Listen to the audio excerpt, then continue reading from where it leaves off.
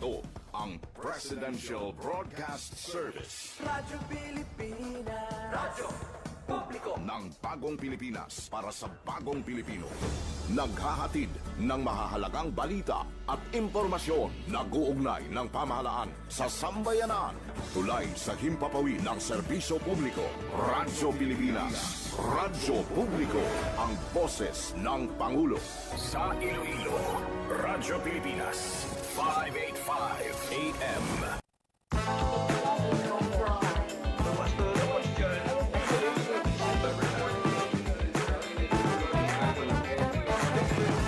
Welcome back once again to your favorite edition of the Low Interview.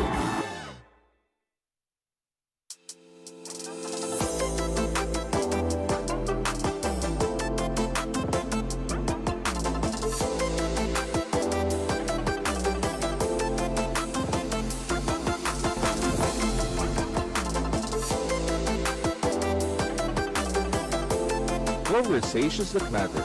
Real talk. Philippine Standard Time, it's 8 minutes after 3 in the afternoon. Magandang hapon, Pilipinas. Good afternoon, Iloilo. And hello, is it you? Kaupod nyo sa gihapon ng inyong partner sa Kahanginan, This is Science.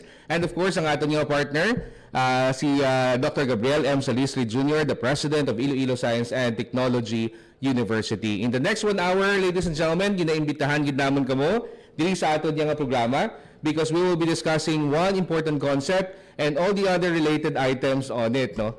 This topic will be focusing, this episode will be focused on transformational leadership. Nakaistorya kita sa isa kaadlaw sa mga kaupdanan naton sa Iloilo Science and Technology University College of Education, especially sa graduate school, ano? And we'll be inviting some of them to join us this afternoon sa siniyang episodes ng aton nga Hello, Is It You? Real Talk. Real talk. And with that, we would like to invite all of you to please join us in the next 1 hour. We have a lot of interesting discussions sa atong topic, so we would like to invite you. Pwede ka mo kapadala sa inyong mga questions, by the way, no? Sa atong yung comment section diriya sa Radyo Pilipinas Iloilo, sa ilang Facebook page, and of course sa aton sa Iloilo Science and Technology University na Facebook page at the same time. You can do that by commenting your questions either directly para sa aton yung guests, and at the same time, sa mga gusto mag-inquire, no? Sa mga gusto niyo mabalaan diriya sa aton sa Iloilo Science and Technology University. And with that, we also would like to welcome everybody nga mga nagapamati sa aton subong kay may mga updates man kita nga kwaon sa natapos nga College of Industrial Technology nga days or celebration. So may PICO coordinator kita nga imbitahon para maghatag sa aton sa updates sa mga natabo iya dito sa celebration sa ating College of Industrial Technology. And of course, at the end of the portion sa ating episode sa bunga hapon, tagaan man naton sang hustisya ang ating imbitar nga guest by giving her a set of rapid fire questions nga ginahulat-hulat gid sa ating mga kaabyanan. Meanwhile, again, please don't forget, you're still tuned in diriya sa aton sa 585 Radyo Pilipinas Iloilo. And of course, we are live as well sa aton yung mga respective social media pages. Magabalik kita with more diri syempre pa sa Hello, Is It You? Real Talk. Philippine Standard Time, it's 11 minutes after 3 in the afternoon.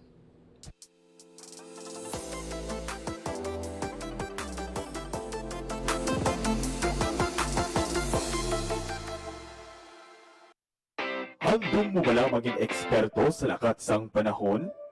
Gusto mo bala manguna sa pag-anunsyo kung may nagapagulong ang pagkuluupon kalamidad? Ari na ang pinakauna sa bilog ng Western Visayas. Gusto gid ang nabalaan nyo. Yari na sa ISATU ang kurso para sa mga luyag magtuon sa atmospheric processes, physics, kag advanced mathematics. Ang BS Meteorology. Be a pioneer. Be a weather scientist. Be the shield of the nation against climate change. Dili sa ISATU, i-level up namon ang inyong kinaalam sa siyensya sang aton panahon. BS Meteorology is waiting for you at ISATU.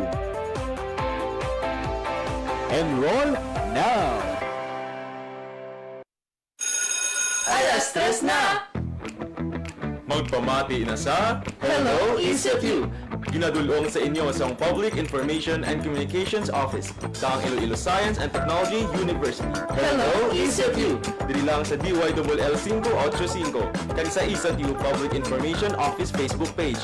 Alas 3 tugtog alas 4 sang hapon, Martes tugtog Biyernes. Featuring Ladies First, isa ka weekly magazine show on women, lifestyle, health, kag madamo pa. Tagsa ka Martes ukol kay Lucille Haspe, kag Jovette Amy Arceta. Real Talk, ibaluon ang mga programa, proyekto, academic programs, and university policies upod kay Dr. Heinz B. Gumakil and ECFU President Dr. Gabriel M. Salistri Jr. sa Tagsa Kamiyerkules. Study Break, ang programa nga gindisenyo para sa mga estudyante. May talent ka man o wala, magpamati na para hindi ka maulhi sa Study Break. Ginadulong sa inyo ni Gray Habaradas kag ni Jeff Sustituido, Tagsa ka Webes. Level Up, ang programa ang magdala sa inyo sa nagkalain-laing nga parte sa kalibutan kung sa diin ng ECFU may global collaboration sa international advancement. Kag sa Tagsa Kadernes, kanta si Miss Dida Napone kag Dr. Heinz B. Gumakil. Don't miss it! Your afternoons just got smarter. Whether on air, Or online, stay informed inspired. and connected. Nabudlayan ka bala mangita ang sang venue para sa inyong event? Ang Iloilo Science and Technology University nagaparenta sa venues para sa conference, seminars, review centers, livelihood trainings, kag iban pa.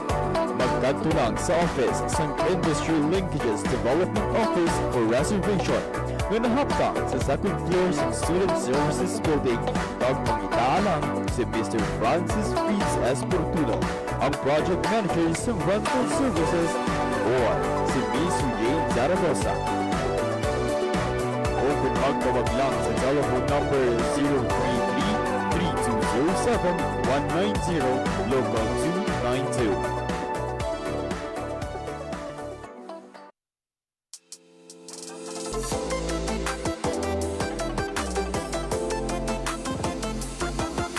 Real Talk. Philippine Standard Time, it's 14 minutes after 3 in the afternoon. Sa gihapon nagabalik ang inyong partner on air. This is Heinz. Ginauptan sa gihapon sa atong partner man nga si Dr. Gabriel Salistri Jr. We're so glad, ladies and gentlemen, nga despite the short notice, no, ginuptan kita sa ang aton nga imbitado nga faculty sa aton nga ECFU College of Education para sa aton discussion. This actually happens to be like an This is an interview series, no, because we will be discussing the global agenda nga topic. And today, ang atong discussion nahulog sa transformational leadership. So may mga upod kita da nga nag-join. You can start sending in your questions or your comments, no, sa aton nga mga respective social media pages. Ladies and gentlemen, please join me in welcoming our guest diri sa Real Talk. Real Talk. Wailiman, kundi si Ma'am Ruby Defensor Bora. Hi ma'am, good afternoon. Good afternoon, Radio Pilipinas listener and watchers. Please join us now today and watch and listen, learn from us about transformational leadership. Transformational leadership it is. Balan ko may mga pagbukal ko sa aton nga social media page, no, sa aton nga Facebook page. Daw damo sa mga nagabantay. So basi may gusto nga paunahon nga i-greet ang aton nga guest.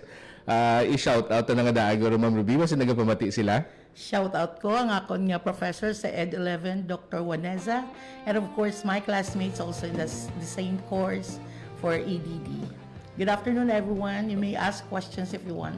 Oh, kita nyo sa mga nagalantaw sa aton subong, you could start sending in your questions sa aton yung topic which is on transformational leadership. Now, speaking of transformational leadership, mga kabyanan, pagkabati ko sini actually, though I feel I gravitate towards it, no? Mas kwan siya sa aton, mas malapit siya sa aton. Pero sa subong ation, pamangkuto nato ng atong imbitar nga si Ma'am Ruby para at least i-explica sa aton, no, ang mga narisari ng mga anggulo ya pag-abot sa transformational leadership. And with that, ano gid bala ang kwan? Ano gid balang ginatawag ng transformational leadership and how is it different sa mga ginatawag sang ibang nga transactional leadership, no? Mga maamo sina. Transformational leadership, this is actually the leadership that we want in the new 21st and global society because number one, when you talk about transformational, it is actually in contrast with the transactional that you have mentioned.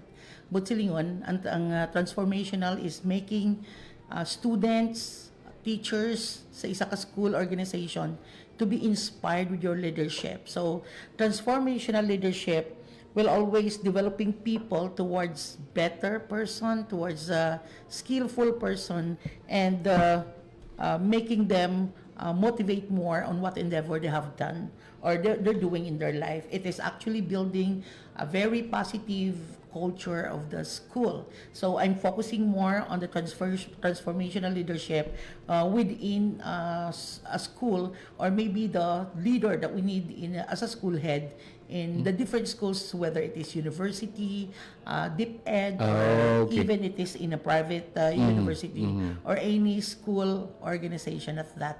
But this could also be applied in some organizations such as a private business institution and whatever. So transformational leadership is an overall point of view of what we can do as a leader to make a difference in our organization. Ano gid may nga mga difference ni siya, ma'am?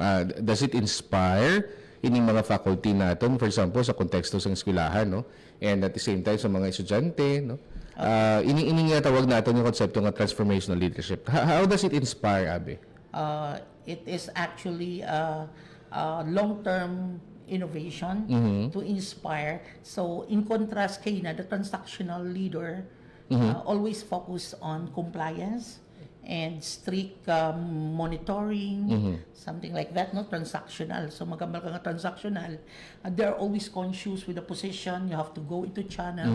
And that is very bureaucratic. So, which is opposite to the transformational leadership that we push to forward. So, when you talk about, in terms of the student, transformational leadership promotes engagement, creativity, and of course, critical thinking among students. So, example, ko lang Doc Hines, say for example, kung naga-promote ka sa estudyante critical thinking, we are actually promoting what we call excellence. Not only because now we want to pass the board or whatever, but we want our graduates in our university or in our school or school organization that we're in, that we produce a very good product that they can be an inspiration also to the organization that they're in, and at the same time they are creative and innovative. So hindi tayo mag-create na nag-graduate lang and then after that wala na.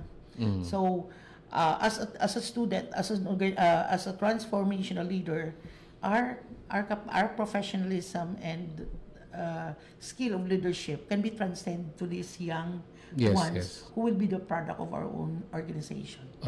Kung magambal ka nga daw product, Ma'am Ruby, no? For example, lately we were able to have like a rank number 10, no, sa aton mechanical nga board exam. Is it somehow like a manifestation sa ginatawag naton nga the kind of leadership na may ara kita? Like for example, or the leaders that we have also, transformational leadership. Pwede ba mo sina? Yes, pwede man, sir, that top-notchers or performing students in the board exams are already byproduct of our very good governance and leadership. However, dapat hindi lang yung isa yung pumapasa.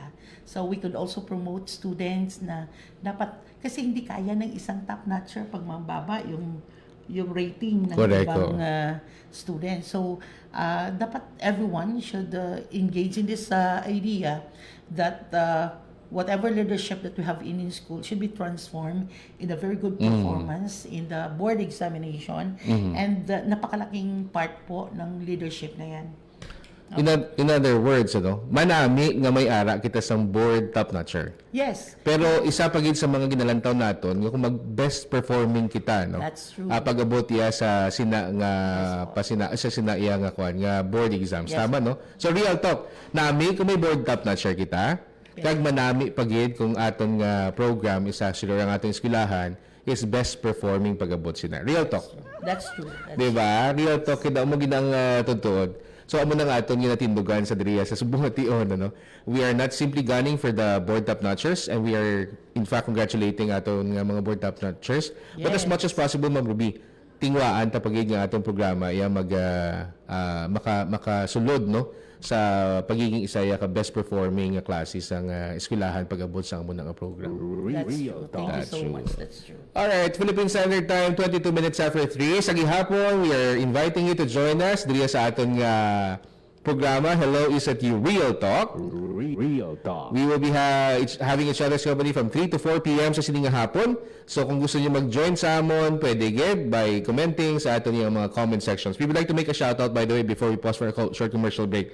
Sa mga live viewers natin na nagalantaw sa Subong, I think that includes na ang mga kauturan, kaupdanan, colleagues from the College of Education ni Ma'am Ruby, nga nagalantaw man sa aton sa gihapon. Sa pagbalik ta, ihatag ta kay Ma'am Ruby ang iba niyang mga questions nga ginpadala man sa aton through our Facebook pages.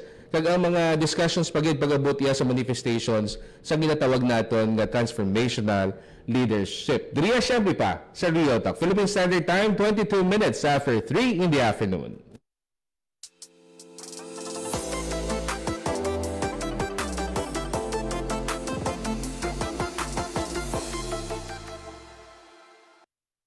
Handong mo bala maging eksperto sa lakat sang panahon? Gusto mo bala manguna sa pag-anunsyo kung may nagapadulong ang pagkuluupon kalamidad? Ari na ang pinakauna sa bilog ng Western Visayas. Gusto gid ang nabalaan nyo. Yari na sa ECETU ang kurso para sa mga luyag magtuon sa atmospheric processes, physics, kag advanced mathematics. Ang BS Meteorology. Be a pioneer. Be a weather scientist. Be the shield of the nation against climate change. Dili sa ECETU, i-level up namon ang inyong kinaalam sa siyensya sang aton panahon. BS Meteorology is waiting for you at ECETU. Enroll now! Alas 3 na! Magpamati na sa Hello ECETU! ginadulong sa inyo sa Public Information and Communications Office sa Iloilo Science and Technology University. Hello ECETU! Dili lang sa DYLL 585 kag sa ECETU Public Information Office Facebook page. Alas 3 tugtog alas 4 sang hapon, Martes tugtog Biyernes. Featuring Ladies First, isa ka weekly magazine show on women, lifestyle, health, kag madamo pa. Tagsa ka Martes upod kay Lucille Haspe, kag Jovette Amy Arceta. Real Talk, ibaluon ang mga programa, proyekto, academic programs, and university policies upod kay Dr. Heinz B. Gumakil and ECETU President Dr. Gabriel M. Salistri Jr. sa Tagsa ka Miyerkules. Study Bright, ang programa nga gindisenyo para sa mga estudyante. May talent ka man o wala, magpamati na para hindi ka maulhisa. Study Break, ginadulong sa inyo ni Gray Habaradas kag ni Jeff Sustituido. Tagsa ka Webes. Level Up, ang programa nga magdala sa inyo sa nagkalain-laing nga parte sa kalibutan kung sabihin ng ECETU may global collaborations at international advancements. Kag sa Tagsa ka Biyernes, kanta si Miss Liza Napone kag Dr. Heinz B. Gumakil. Don't miss it! Your afternoons just got smarter. Whether on air, Or online, Stay informed inspired. and connected. Nakabakal ka na bala sang imo PE uniform? Kung wala pa, magkadto na sa ECETU Integrated Income Resource Generation Program Store. Nahamtang sa kilid sang ECETU sa Dalan Burgos, La Paz. Sa IIRGP Store, mahimo man kamo makabakal sang tela para sa ECETU uniform, ID lace, university t-shirt, kag mga souvenir items sa presyo nga barato. So ano pang ginahulap mo? Bakal na!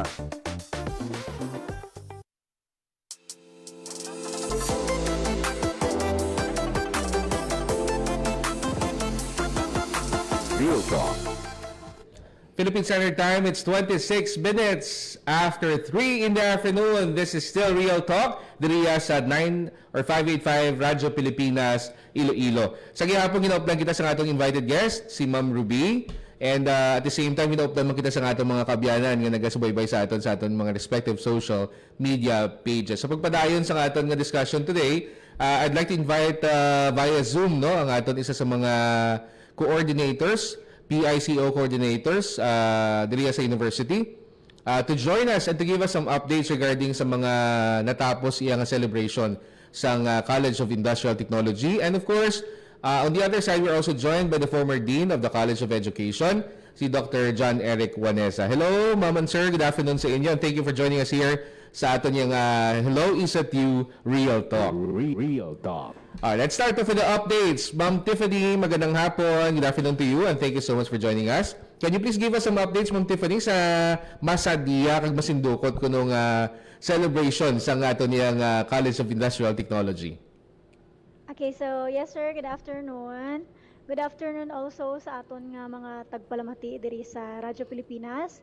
Last week, at the College of Industrial Technology, we had our CIT Days 2026. So it was last February 19 to 21. So absolutely, CIT Days was a vibrant celebration. So it started with a lively parade followed by a mass dance that truly set the spirit of unity and celebration. We also have activities such as the friendly basketball game, which is participated by our faculty members.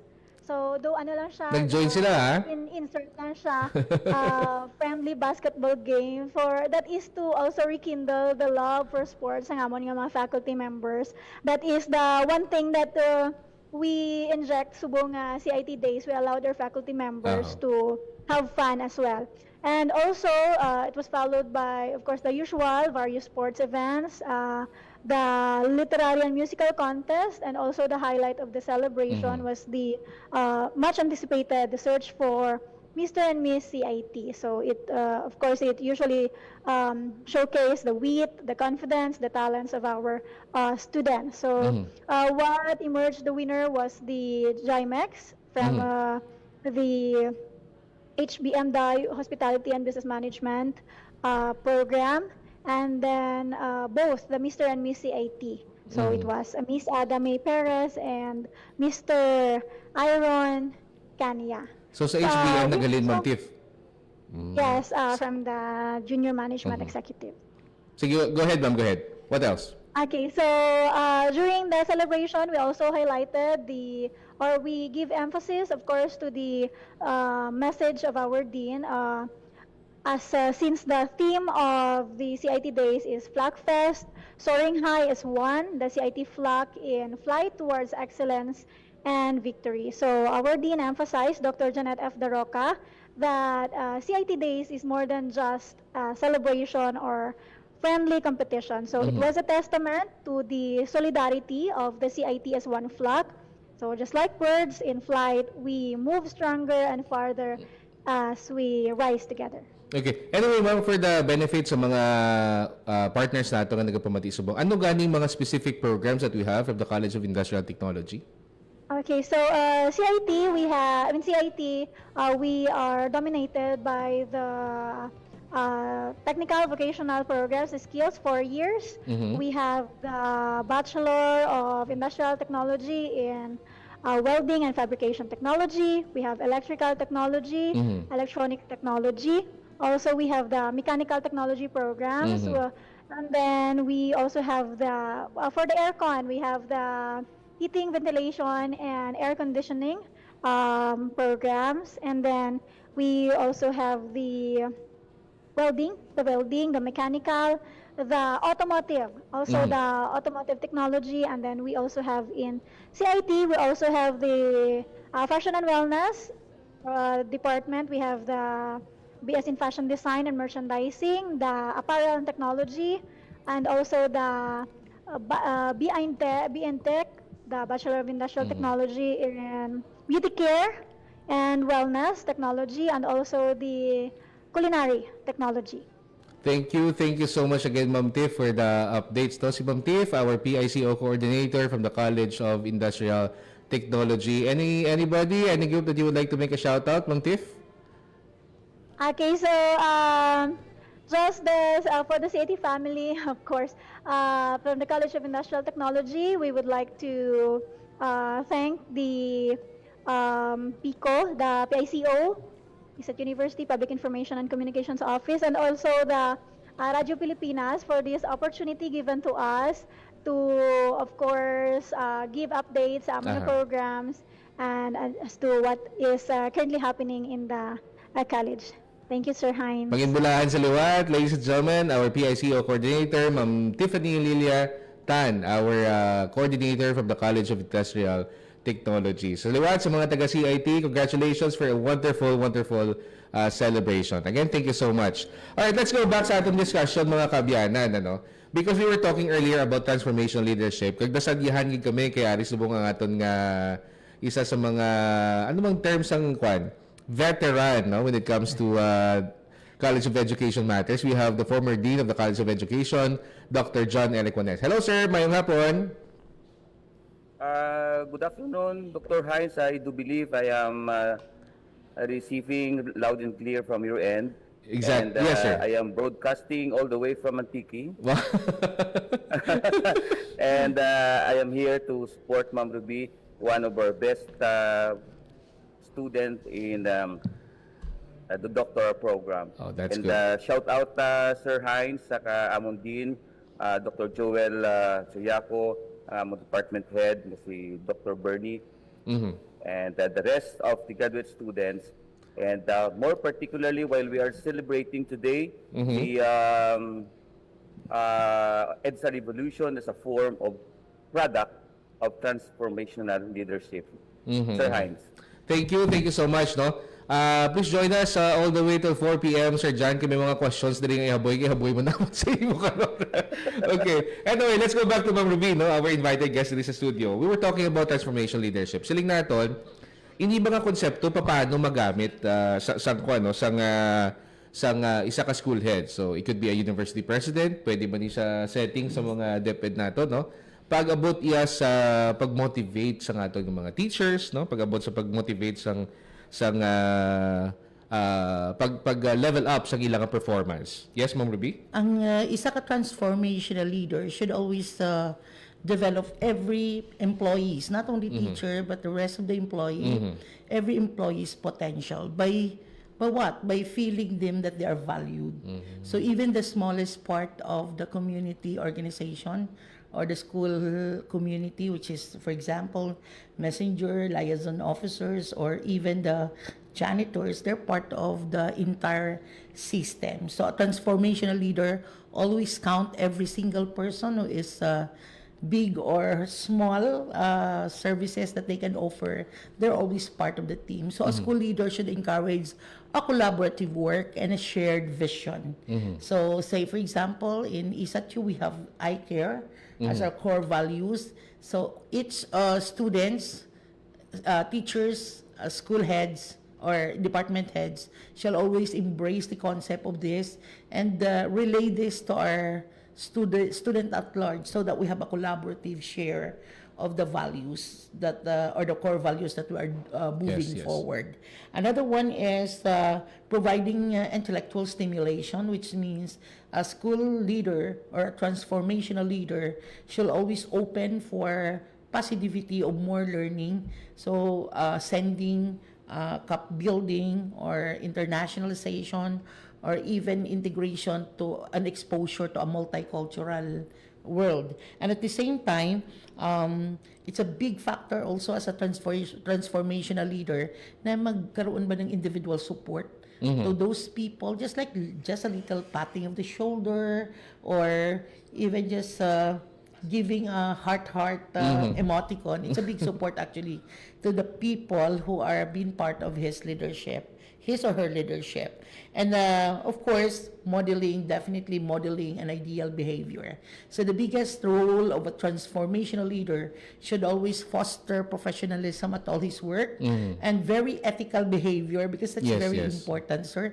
And alam mo, Sir Hines, pag ang leader unethical yung na-project na behavior sa the rest of the people, there's already a question of integrity. Yes. And that's the reason why we are always pushing that leader or transformational leader should be in place, and that one requirement is that to be in the bound of ethical behavior. So napaka-conscious, because we are educator and we must focus on reputation and dignity. Yes. So a transformational leader could really inspire and influence ang iyang mga faculty or those people who are part of the system. Pag-abot yan, ma'am, sa istoryahan na isang instruction kag isang curriculum, because this is also a big thing, no?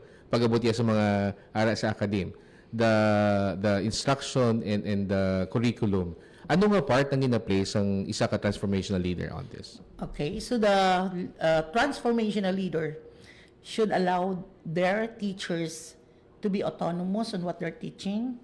That's the way I look at it. And when you say autonomous, they are empowered to teach the lesson based on their expertise. Kasi if you are transactional, you dictate what to teach. You are based na parang naka-box ka, sir, sa learning process na ito lang yung ituturo mo. So but when you are transformational leader, you're encouraging to have what we call free flow of ideas. That would also make the teachers very autonomous in terms of their teaching, as long as that is within their expertise and within the moral standards that we are actually requiring. Oh. Pero does it also, I don't know if Dr. Vanessa would also pitch in, ano? Pero pag hambal ka nga autonomous ang teacher, does it mean nga pinagusto na lang si teacher? Or this is something which should be not regulated, but at least the teacher knows nga while I have the freedom to teach based on my expertise, but I should not go beyond, I think, more on ano ba, mga butanga daw hindi nakita ang nagawa kasigurado and might plant some seeds nga hindi manami sa mga ginatudloan naton. I don't know. What's your take on that, Ma'am Ruby? Sir John, how about you? First, ang academic freedom hindi isa, sir, absolute, no? There should always be limitations.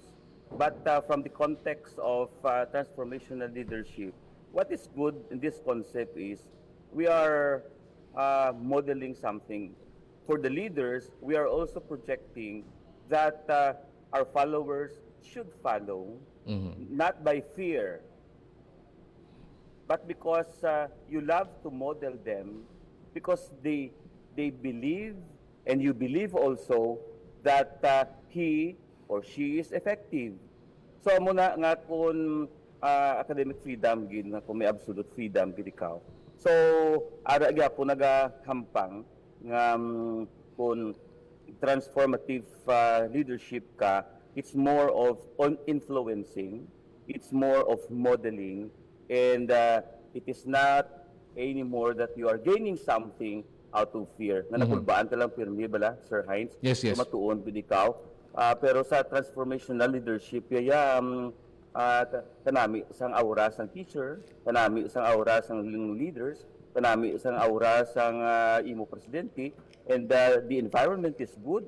And so you will be able to produce something good for the university in achieving eventually the vision, mission of every organization. Is this the kind of aura, Sir John, Doc John, nga pag nakita mo ang leader nga na daw gusto mo magpakabuot kung estudyante ka, mag-eskwela kung estudyante ka, daw mo ba na? Or kung part ka sang system, Sir John, pagkakita mo sa iya, okay, without him saying a word, because he reflects that aura, he projects that aura nga daw medyo transformational leader siya, daw it also allows those people around him, okay, dapat ubrahon taning maayo, kag ang maayo sa bilog nga exactly. na system. Because the environment is so cool, ang environment tama ka healthy, tagang environment na tama ka facilitative. It's more of inspiring, as made mention ni Ma'am Ruby bala, nga ang done all those days nga we are boxed just like the industry, nga we are doing something because probably we are after of salary or out of fear. Pero sa transformational leadership, yala hindi yung concept, no? Although we are borrowing this kind of concept in Western countries, but we found that also, na daw pwede man diri sa aton. And Sir Hines, no? For the past 2 decades, ako yung makita agad nga ang ESETU is really a product of transformational leadership. Nga damo yung makita agad yung wala sang kugmat, wala sang you are doing this because out of fear, because it is very clear that you are doing this because it is very clear to you that this is the objective that you will be achieving at Sir Hines. Thank you, thank you. Antes kita magsugod, antes kita mag-continue, no? We would like to say good afternoon sa mga nag-subaybay sa aton subong, no? Basi hindi nakabalo ba si mga estudyante ni Sir John, di Ma'am Ruby. We have neighbor si Ma'am Cherry Ann Andong. We also have Sir Kent Adrian watching from La Paz, the other ones from Concepcion, watching from Barotac Nuevo, si RC Celis, Irene, Dima Feliz. Our registrar is also tuned in, no? Si Ma'am Hazel. Mayong hapon, dira. We also have Ma'am Kyra who is also joining us from Barotac Nuevo. Let's proceed with this question. Then we're going to pause for a short commercial break and be back with the rest of the questions kami ara kita para sa aton nga mga bisita sa subong nga hapon. Now, we spoke about the influence of teachers on transformational leadership. We also discussed about the curriculum and the instruction and how it is being influenced. How about sa mga student nga outcomes or outputs, Ma'am Ruby? Paano ining ang amuning classes ng framework or concept maka-influence sa ila?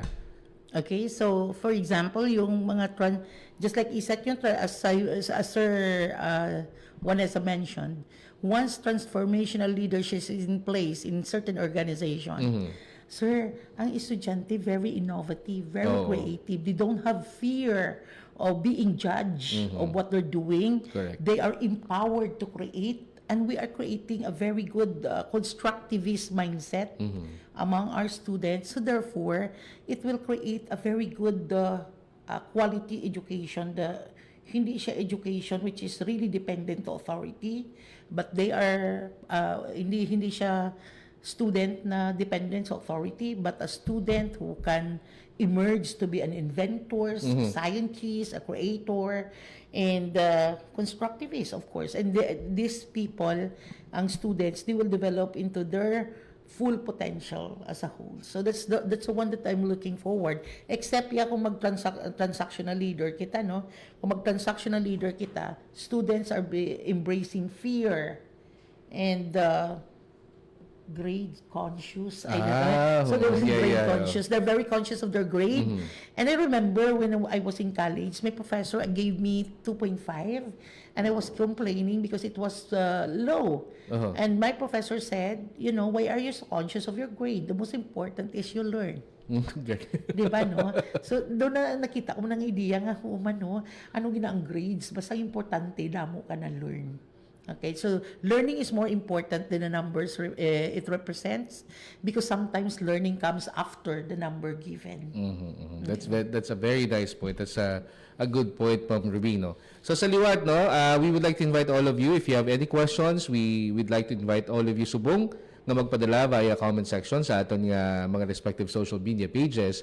Kung you're tuned in via radio dial 585 Radyo Pilipinas Iloilo, you can also check sa aton nga mga respective social media pages for your questions para mabasa natin, no, in the coming segments. Anyway, our time at the moment is 45 minutes after 3 in the afternoon. We still have a lot of discussions to take and to take up. So, ang mga kabyanan tadira, mga partners ta nga nagapalamati, madamo inyong salamat in advance. Alin na, nakita ko na diri, basahon ta naman ni karon ng mga nagasubaybay sa aton sa programa. Diri, syempre pa sa Real Talk. Real Talk. Philippine Standard Time, 45 minutes after 3. We'll be back for more of that. Diri, syempre pa sa 585 Radyo Pilipinas, Iloilo.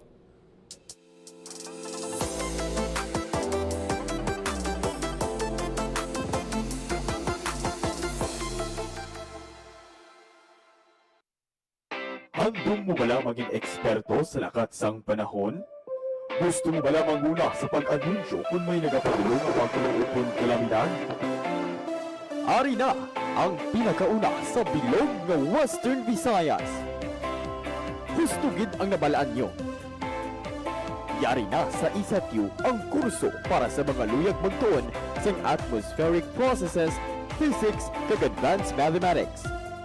Ang BS Meteorology. Be a pioneer. Be a weather scientist. Be the shield of the nation against climate change. Dili sa ISATU, i-level up namon ang inyong kinaalam sa siyensya sang aton panahon. BS Meteorology is waiting for you at ISATU. Enroll now! Alas 3 na! Magpamati na sa Hello, ECFU! ginadulong sa inyo sa Public Information and Communications Office sa Iloilo Science and Technology University. Hello, ECFU! Dili lang sa DYLL 585 kag sa ECFU Public Information Office Facebook page. Alas 3 tugtog alas 4 sang hapon, Martes tugtog Biyernes.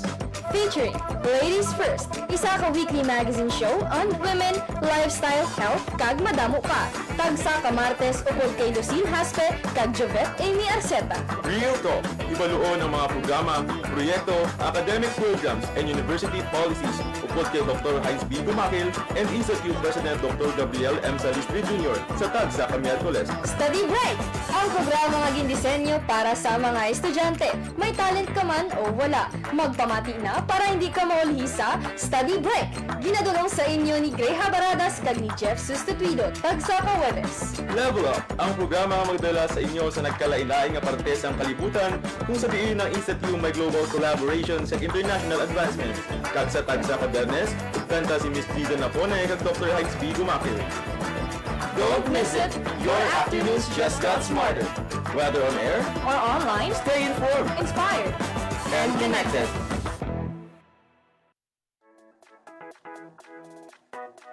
Attention, ESAT University graduating students. The ESAT University Registrar is still accepting application for graduation. For those who have not yet submitted their application this second semester, academic year 2025-2026, you can still submit until January 31 at the office of the University Registrar, second floor, Student Services Building. Don't miss this important step toward your graduation. Submit your application now. Nabudlayan ka bala mangita ang venue para sa inyong event? Ang Iloilo Science and Technology University nagaparenta sa venues para sa conference, seminars, review centers, livelihood trainings, kag iban pa. Magkadto lang sa office sang Industry Linkages Development Office for reservation nga nahaptang sa second floor sa Student Services Building. Kag mangita lang si Mr. Francis Fritz S. Portuno, ang project manager sa rental services, or si Miss Jane Zaragoza. O kung magtawag lang sa telephone number 033-3207-190, local 292.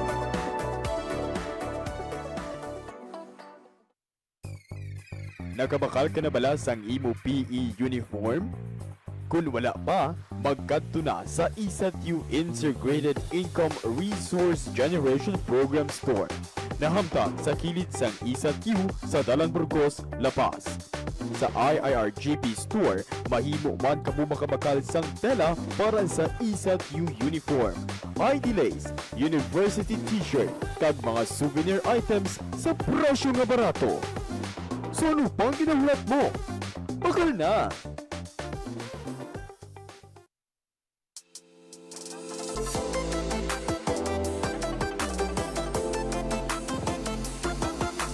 Real Talk. Philippine Standard Time, it's 50 minutes after 3 in the afternoon and nagabalik pa sa gihapon ng inyong partner on air. This is Heinz. Kag ginaup na kita sa ating invited guest dito sa studio, si Ma'am Ruby Defensor Bora. And our discussion, of course, is also joined by no less than the former Dean of the College of Education, si Dr. John L. Equaneza. Let's proceed with the challenges, Ma'am and Sir. Because isa ini sa mga punto nga ginatulod nga i-question no sa aton nga mga invited guests at the moment diri sa Hello ECFU Real Talk. Ano ba lang mga challenges nga ginalantaw naton nga pwede nga pangatubangon sang isa ka transformational leader, no? Whether it's in a university or in a different setting, DepEd or any organization. Sige, Ma'am Ruby. Okay, so being a transformational leader, it's really hard, no? Kabudlayged. Why? Because there are challenges that he or she needs to face. Number one is the resistance to change. If you push certain change in a certain organization, a transformational leader always face this resistance because in every change of anything in the system, there are reactions. And normally, the reactions is always negative because for some people, what is past and customary, yung naandan na bala, sir, seems right in the best. And that is very hard for the transformation leader to push. But we need a very first and firm leader in that. And then we have the cultural barriers. So when you say the cultural barriers, alam mo yung Pilipino, they are rather transactional because they're obedient to authority. Rather than they don't want to be empowered. Takot sila gumawa ng something without the approval of the boss. So they're working for the boss, they're working for the compliance. So that's another challenge. Another one is the high expectation in the workloads. So ang challenge sa transformational leader, yung workloads at saka yung trabaho niya, minsan apektado na yung personal niya. So it resulted to a burnout and the stress for those leaders. On the other hand, we have also the limited support and resources. This is very challenging, most especially if you're working in a public, no? So it's hard to push a budget, and sometimes nagka-problema kita in terms of resources, lack of classrooms, lack of facilities, and lack of funds. So the biggest thing that I guess a transformational leader should do is always to collaborate. Collaborate where? Collaborate with the different stakeholders, collaborate with the LGUs, collaborate with the parents, collaborate with the community, to the private sector, so that yung mga challenges on lack of resources can be filled out. So go down, talk to your people. Talk to your people. Try to get the feel. And try to open to your subordinates that this is our problem and we need to face it collaboratively and shared responsibility. I guess those people will understand that we have a limited resources and we need to we have to look for a solution for this. And another one is transformational leadership, as I've said, is always inspiring and empowering, which is opposite to the transactional, which is always monitoring. So yung concept of micromanaging, na parang andun ka talaga, you want to see everything in order. That is actually building trust issues na hindi mo kami, tinitingnan mo talaga, you are a tanod kind of leader because you want to watch all over what we're doing. Tanod, Yeah, tanod. I call that tanod leaders. Yung you're all throughout of the session, nandun ka, nagbabantay, sir. So, tanod type of leader yun. So, that's the reason why that is against the transformational. So, transformational always delegates. Kasi a leader who is always transformational always delegates because they want to empower. Yes. Correct na. Okay? So, I like that point, Ma'am Ruby, no? You have to delegate because you have to empower also the people. Pero isa sa mga challenges na gusto ko i-raise, and I think we also have to ask Sir Jan. No? Sir Jan, kabalo ka man real talk, no?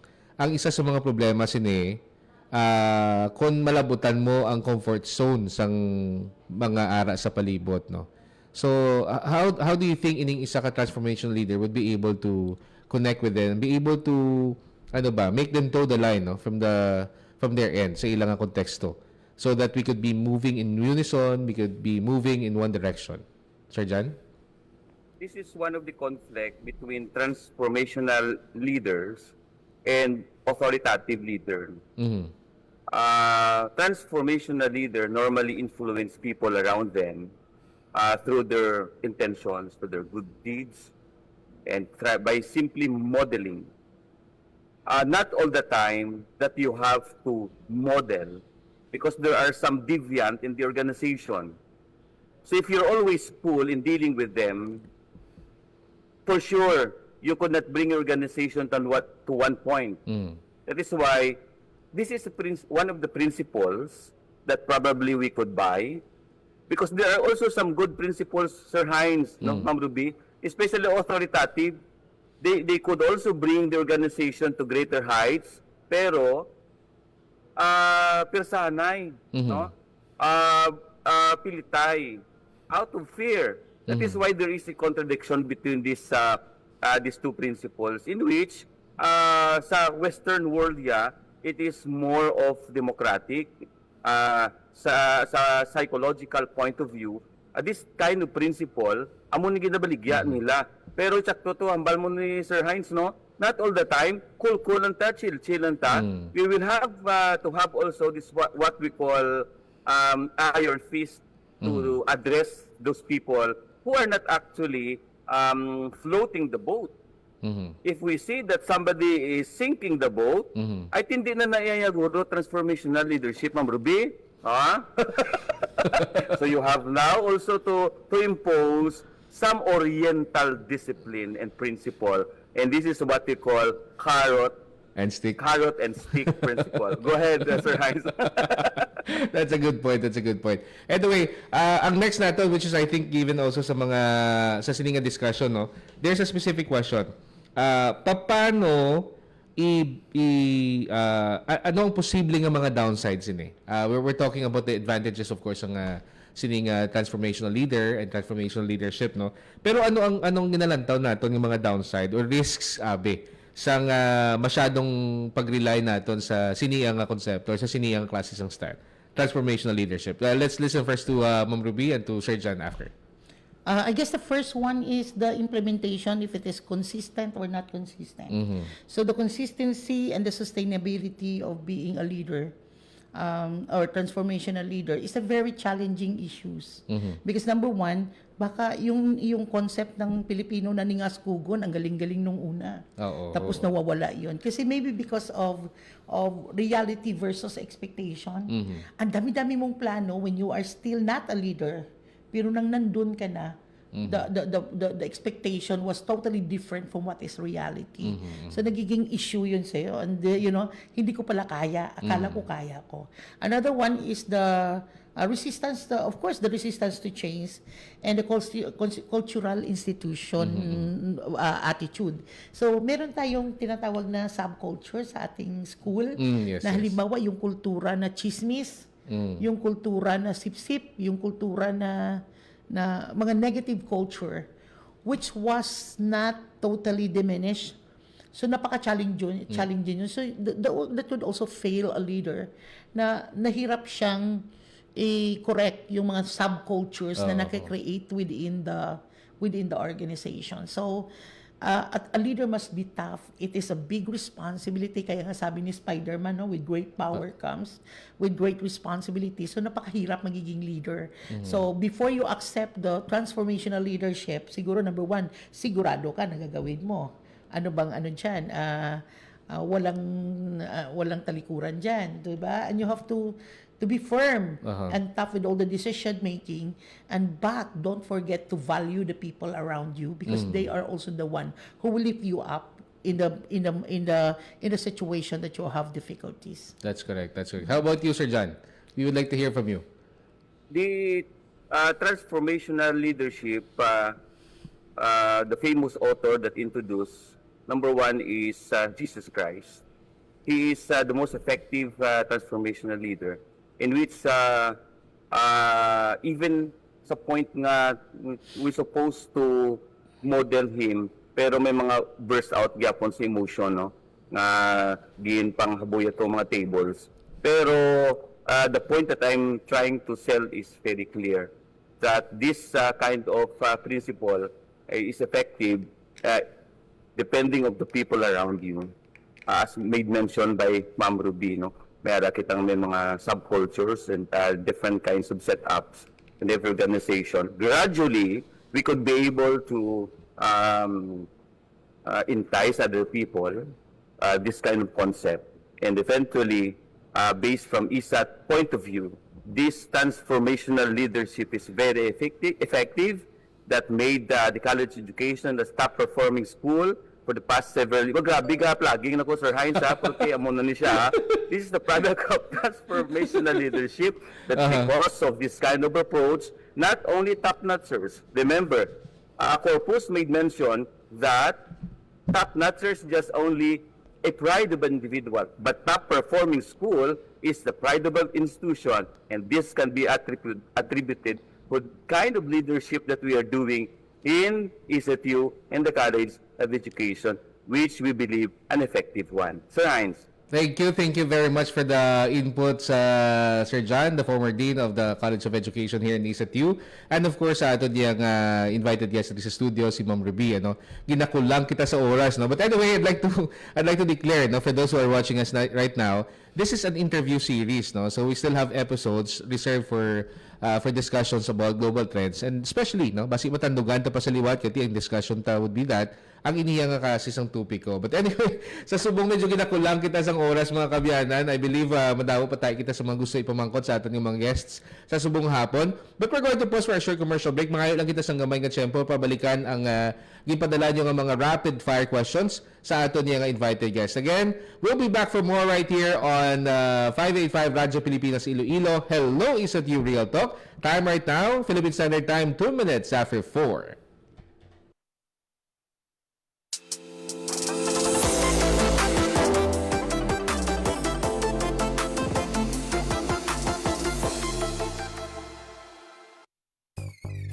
Nakabakal ka na bala sang imo PE uniform? Kung wala pa, magkadto na sa ESATU Integrated Income Resource Generation Program Store. Nahamtang sa kilid sang ESATU sa Dalan Burgos, La Paz. Sa IIRGP Store, mahimo man kamo makabakal sang tela para sa ESATU uniform, ID lace, university t-shirt, kag mga souvenir items sa presyo nga barato. So ano pang ginahlat mo? Bakal na!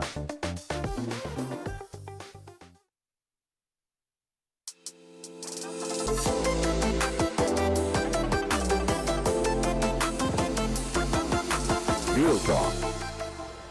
Philippine Standard Time is 3 minutes after 4 in the afternoon. Nagabalik sa gapon ng ating Real Talk right here at 585 Radyo Pilipinas Iloilo. Let's proceed, no? Para ma-wrap up natin ang ating episode for today sa ating yung rapid fire questions. And I'd like to ask for your apologies. We could only ask 3 questions sa ating yung invited guest for today, no? Due to time constraint. Anyway, let's proceed. Ma'am Ruby, this is our rapid fire. Diri iya sa Real Talk. And let's proceed. True or false, and defend in 10 words or less if you want. Great leaders are born, not made. Great leaders are always built. It is made. So therefore, nurturing everyone is nurturing a good leader is the reason why. Thank you. The hardest person to lead, a resistant colleague, a disengaged student, or the version of yourself that actually wants a quiet Friday. A resistant colleague. A resistant colleague. Yes, hindi mo very budlay. resistant colleague because you cannot push people who are you cannot teach new tricks on old dogs. It's really hard to push what you want. Matigagin ang ulo. Yes. Matigagin ang ulo. Okay, the last rapid fire question. The last one, and we would like you to be honest, Ma'am Ruby. Has teaching transformed you more than you have transformed your students?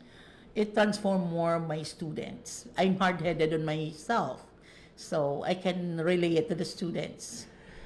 Ladies and gentlemen, pakimulaan sa liwat sa atong invited guest this afternoon. Wailiwan ng atong College of Education faculty, si Ma'am Ruby Defensor Bora. Thank you so much, ma'am, for joining us today. Thank you so much, Sir Hines. Maging salamat. Oras na subong mga kabyanan. It's 5 minutes after 4 in the afternoon. We would like to invite you once more in next episode sa aton niyang Real Talk. Real Talk. Right here on Hello ESATU. Sa liwat, maging salamat. Thank you. Have a pleasant afternoon. Enjoy the rest of the day. Philippine Standard Time, it's 5 minutes after 4 in the afternoon. Thank you so much, everyone.